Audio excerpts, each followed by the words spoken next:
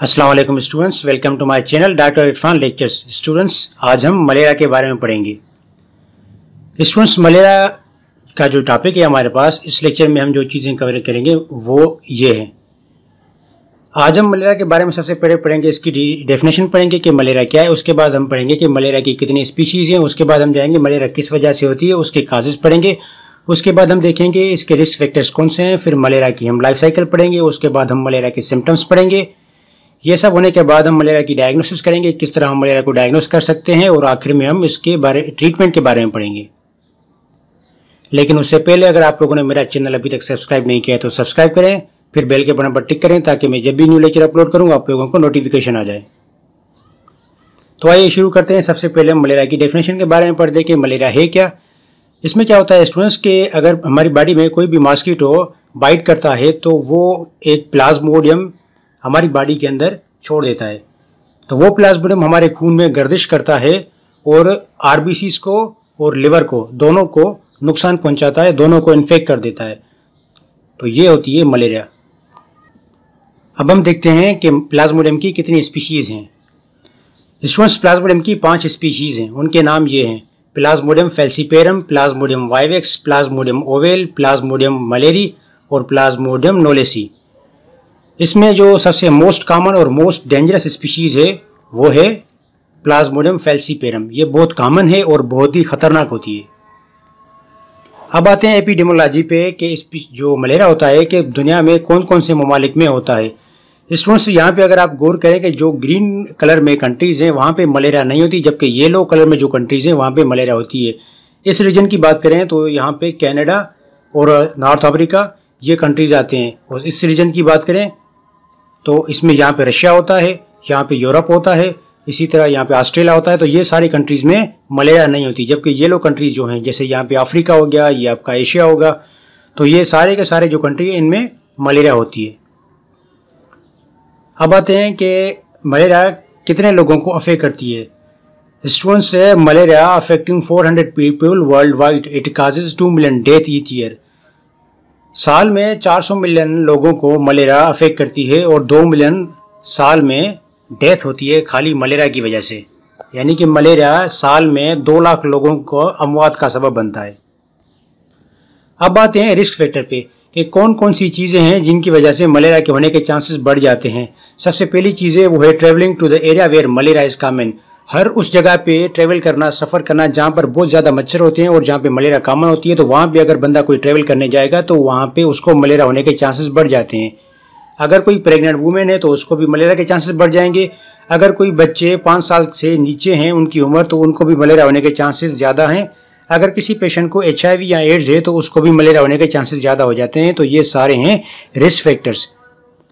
अब आते हैं मलेरिया के वेक्टर पे कि मलेरिया क्या कौन सा वेक्टर होता है। लेकिन उससे पहले मैं बताऊंगा कि वेक्टर क्या है।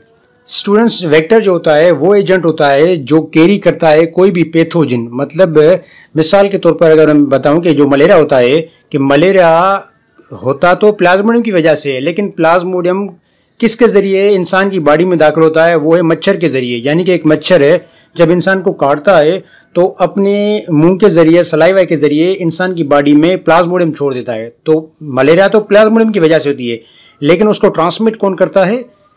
मॉस्किटो। तो इसी वजह से मलेरिया का वेक्टर कौन हुआ? मॉस्किटो। इसी तरह से हर डिजीज़ का एक वेक्टर होता है। जिस तरह से रेबीज़ के बारे में आप लोगों ने सुना है वो डॉग्स और फॉक्सिस की वजह से होती है। तो जो हमारे पास रेबीज़ है उसका वेक्टर होता है डॉग। इसी तरह से मलेरिया का जो वेक्टर है वो है मॉस्किटो। लेकिन मॉस्किटो कौन सा? Female anopheles mosquito. अब आते हैं लाइफ साइकिल पे कि मलेरिया की लाइफ साइकिल किस तरह चलती है। स्टूडेंट्स, जो मलेरिया की लाइफ साइकिल है वो 2 होस्ट में कंप्लीट होती है। प्राइमरी होस्ट जो होता है उसका होता है मॉस्किटो और सेकेंडरी होस्ट होता है उसका ह्यूमन।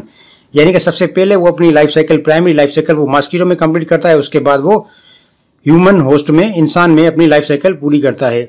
अब होता क्या है कि स्टूडेंट्स, यहाँ पे अगर आप फिगर में देखें कि यहाँ पे एक मच्छर जो है इंसान को काट रहा है, तो जैसे ही वो इंसान को मच्छर काटेगा तो वो प्लाज्मोडियम, ये येलो कलर के जो प्लाज्मोडियम हम देख रहे हैं, ये ब्लड में जाएंगे। ब्लड में घूमने के बाद ये सीधा जाएंगे लिवर के पास, लिवर को इन्फेक्ट करेंगे।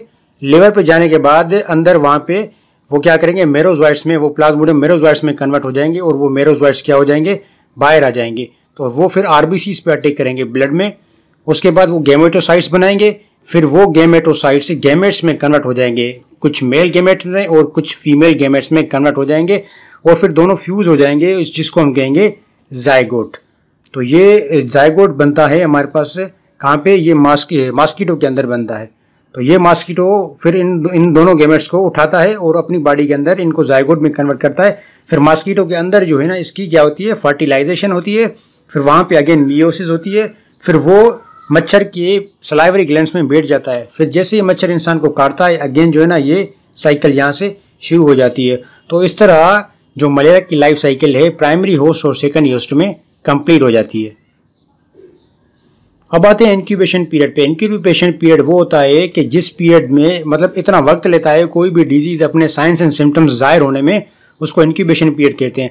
अगर प्लाज्मोडियम फैल्सीपेरम अगर किसी इंसान को इन्फेक्ट करता है तो 7 से 14 दिनों के बाद साइंस एंड सिम्टम्स जाहिर होना शुरू हो जाएंगी। सिर्फ और सिर्फ प्लाज्मोडियम फैल्सीपेरम के लिए 7 से 14 दिन का इंक्यूबेशन पीरियड है, प्लाज्मोडियम वाइवेक्स के लिए 12 से 17 दिन, प्लाज्मोडियम ओवेल के लिए 9 से 18 दिन, प्लाज्मोडियम मलेरिया के लिए 13 से 40 दिन का इंक्यूबेशन पीरियड होता है। अब आते हैं कि साइंस एंड सिम्टम्स कौन सी होती हैं, कौन सी साइंस एंड सिम्टम्स होंगी जिनको देख के हम कहेंगे कि इसको मलेरिया हो गया है। सबसे पहली जो चीज़ है वो हो जाएगा हाई ग्रेड फीवर। सबसे ज़्यादा बहुत तेज़ बुखार हो जाएगा, इंसान को पसीना आना शुरू हो जाएगा, बहुत ज़्यादा सर्दी लगेगी यानी कि चिल्स, सर में दर्द होगा, हेडेक, वज़न कम हो जाएगा, ड्रा कफ हो जाएगी, डार्क पिगमेंटेड यूरिन आएगी, पेशाब जो है ना वो डार्क आएगा, और जांडिस हो जाएगी। जैसे इस तरह इसकी आंख जो है ना येलोइश कलर की हो गई है तो ये जांडिस हो जाएगी। तो ये सारी साइंस एंड सिम्टम्स हो जाएंगी तो उसको हम कहेंगे इसको मलेरिया हो गया है।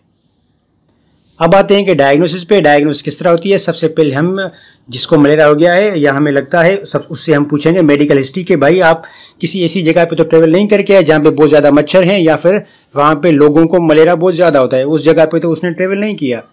फिर हम देखेंगे उसकी फिजिकल एग्जाम करेंगे कि फिजिकल एग्जाम करने के दौरान उसको हेपाटोमेगेली या स्प्लीनोमेगेली तो नहीं हो गई है, यानी कि उसका लिवर और स्प्लीन तो नहीं बढ़ गया है। हाथ लगा के फिजिकल एग्जाम करके हम उसको देखेंगे।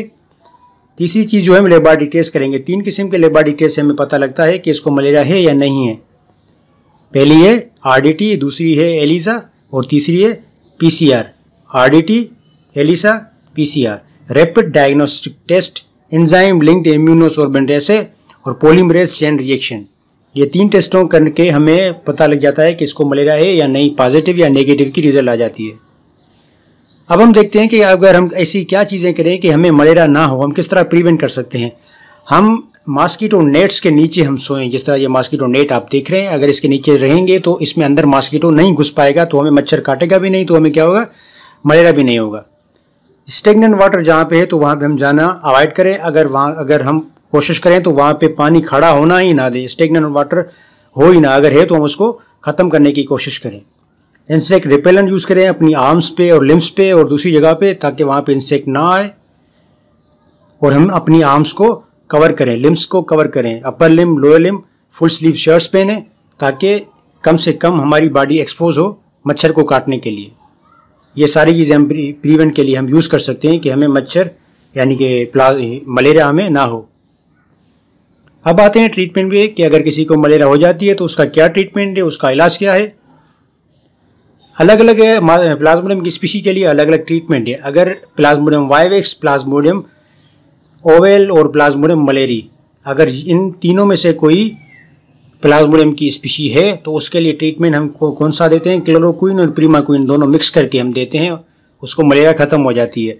अगर प्लाज्मोडियम फैल्सीपेरम स्पीशी अगर किसी को काटती है तो उसके लिए अलग अलग है। ऐसी जगह जहाँ पर क्लोरोक्विन रेजिस्टेंस एरियाज़ हैं, ऐसे इलाके हैं जहाँ पे क्लोरोक्विन रेजिस्टेंस लोग रहते हैं, और दूसरी है क्लोरोक्विन सेंसिटिव एरियाज, दोनों की अलग अलग। अगर क्लोरोक्विन सेंसिटिव एरियाज में हम क्लोरोक्विन देते हैं, जबकि क्लोरोक्विन रेजिस्टेंस एरियाज में हम क्विनीन, मेफ्लोक्विन, सल्फोडोक्सिन और पायरेमीथामाइन देते हैं। हम ये 4 मेडिसिन हम देते हैं।